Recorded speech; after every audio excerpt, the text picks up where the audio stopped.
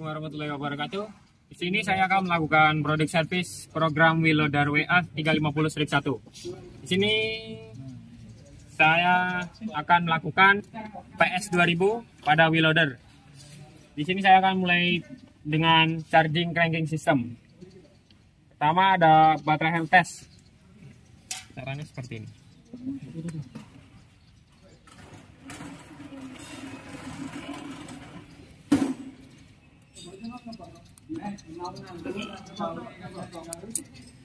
Ceknya itu kita pilih nomor 1 karena baterai kita ngecek dulu kesehatan. Regular float.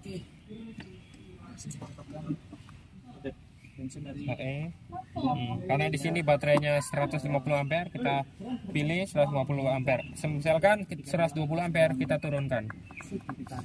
Nah, berhubung ini 150, kita pakai yang 150.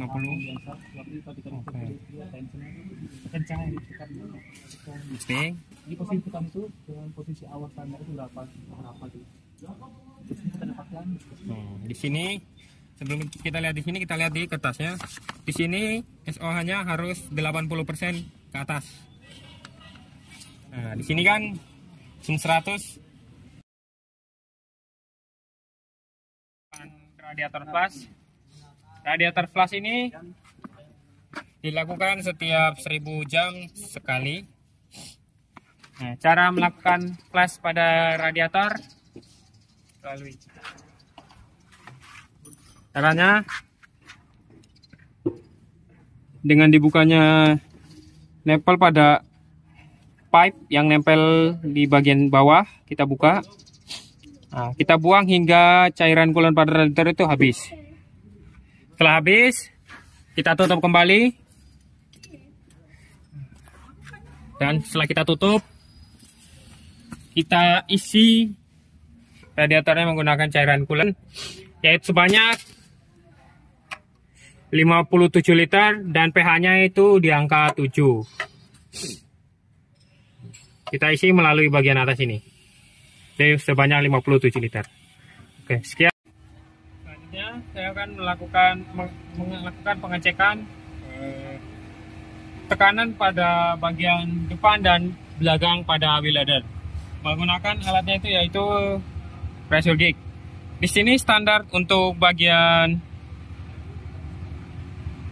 depan adalah 37 PSI sampai 51 PSI. Cara pengetesannya seperti ini.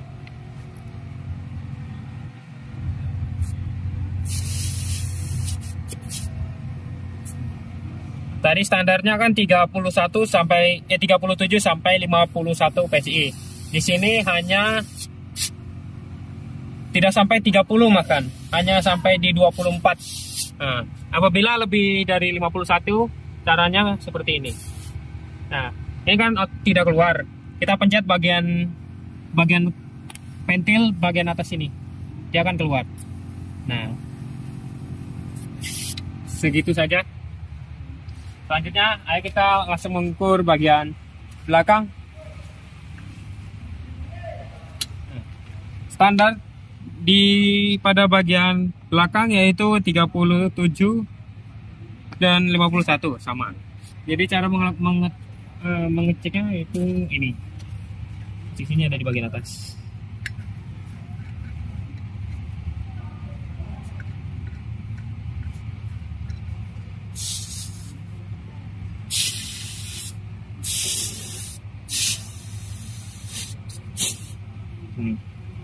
Di sini bahkan tidak sampai, tekanannya tidak sampai 20.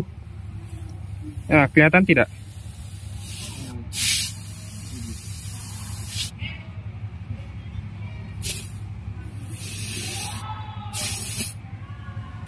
Ya, kira-kira seperti itu.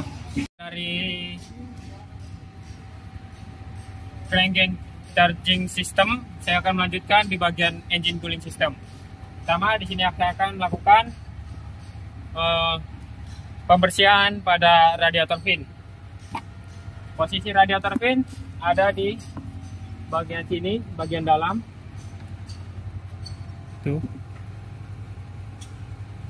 Kelihatan? Cara pembersihannya cukup mudah, hanya disemprot menggunakan hand blower.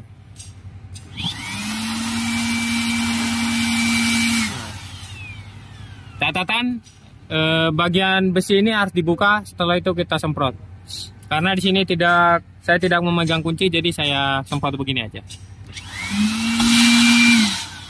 Selanjutnya saya akan melakukan kontak cleaning, membersihkan terminal pada baterai.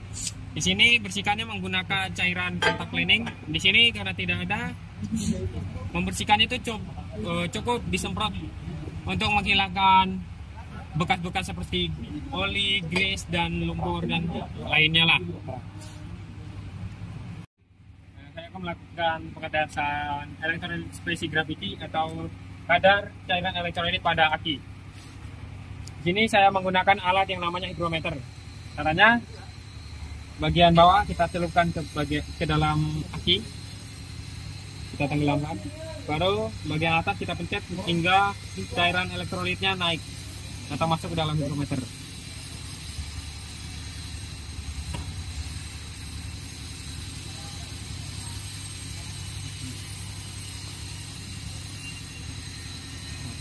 Di sini ada 3 warna, hijau, putih, sama merah. Ini merah itu tandanya cairan elektrolit itu sudah tidak layak pakai. Putih itu toleransi untuk cairannya, dan hijau itu layak atau bagus untuk cairan elektrolitnya. Di sini putih menandakan toleransi. Kita cek sel yang lain.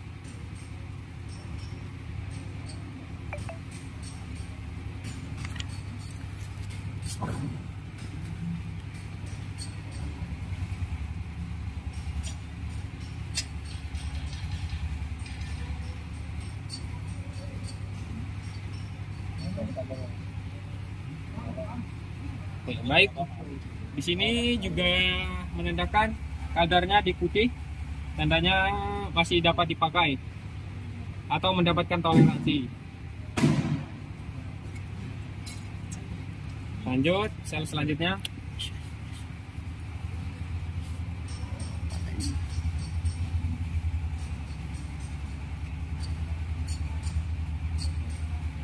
Oke, di sini juga menandakan putih, berarti masih dapat dipakai.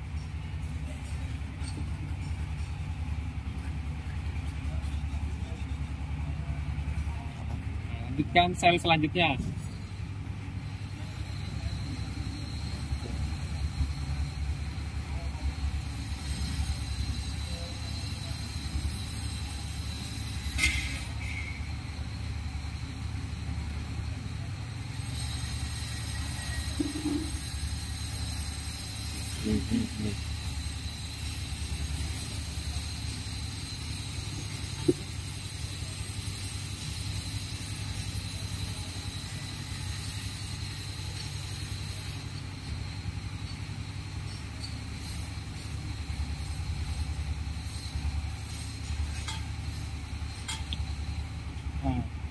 Di sini juga putih, tandanya masih layak untuk digunakan.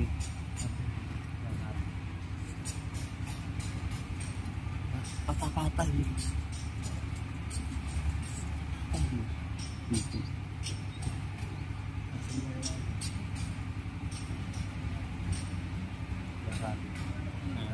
Di sini juga menandakan putih, berarti masih dapat dipakai.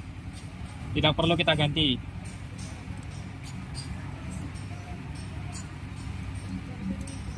Oke, lanjut di sel selanjutnya.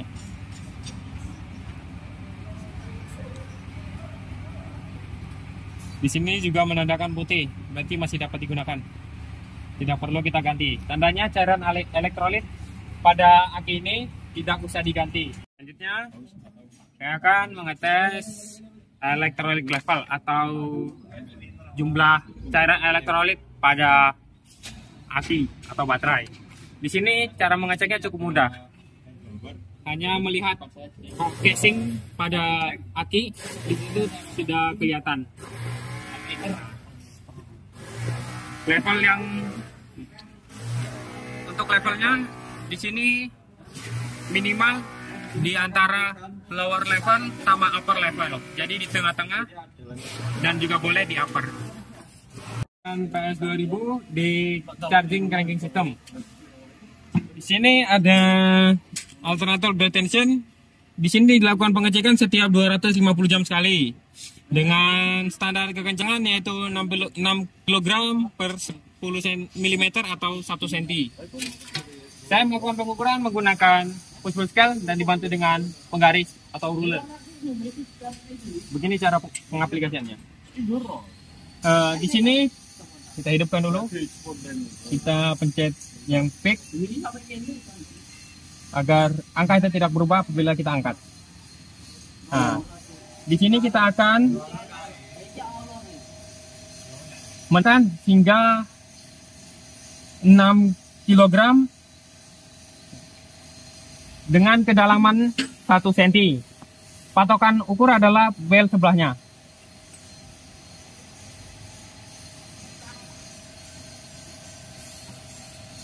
Pastikan kita tekan di tengah-tengah belt. Kita tekan hingga 6 kg.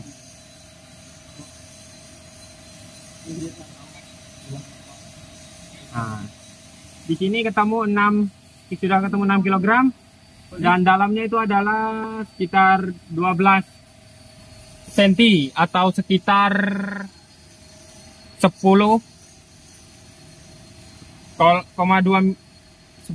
mm. Jadi belt ini perlu kita adjust kembali. Cuman 2 mm ini adalah toleransi, jadi tidak usah